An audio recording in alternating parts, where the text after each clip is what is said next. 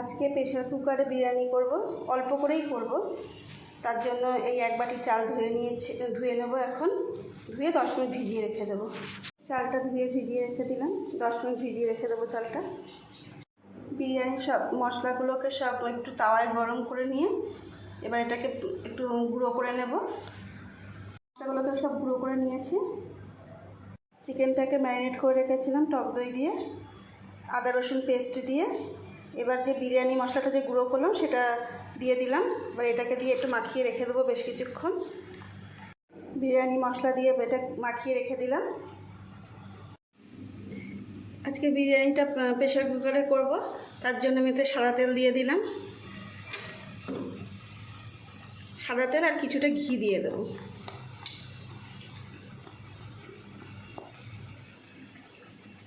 কিছুটা ঘি দিয়ে দিলাম। চিকেনটা যে ম্যারিনেট করে রেখেছিলাম এবার এর মধ্যে দিয়ে দেবো।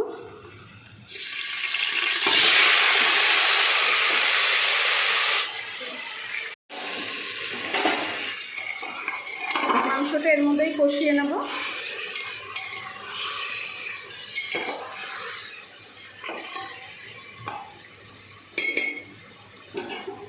এর মধ্যে দিয়ে দেবো।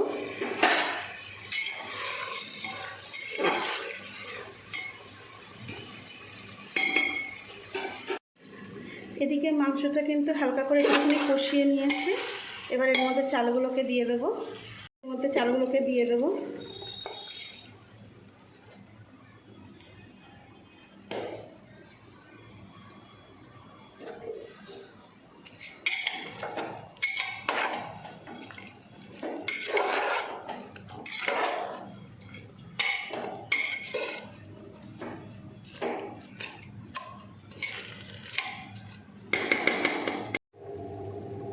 এর মধ্যে জলটা গরম করে নিয়েছি।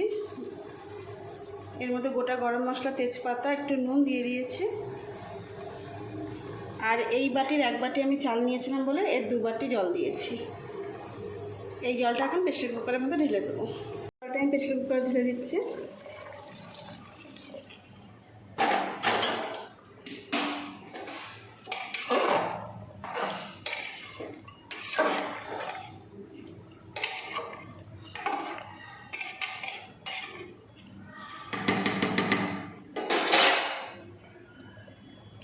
আর এদিকে আমি গোলাপ জল, কেওড়া জল আর মিঠা হাতের একসাথে করে রেখে দিয়েছি, এটাও দিয়ে দেবো এর মধ্যে।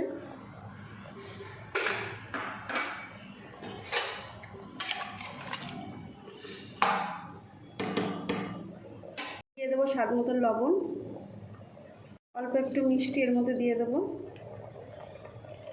এবার আমি প্রেসার কুকারে ঢাকনাটা আটকে দেবো। দেখো বন্ধুরা, আমার কিন্তু চটজলদি বিরিয়ানি রেডি। পুরো একদম ঝরঝরা হয়েছে। মাংস টাংস আলুগুলো সব সেদ্ধ হয়ে গেছে। তোমরাও একবার চেষ্টা করে দেখতে পারো এরকমভাবে। প্রেসার কুকারে চিকেন বিরিয়ানি রেডি।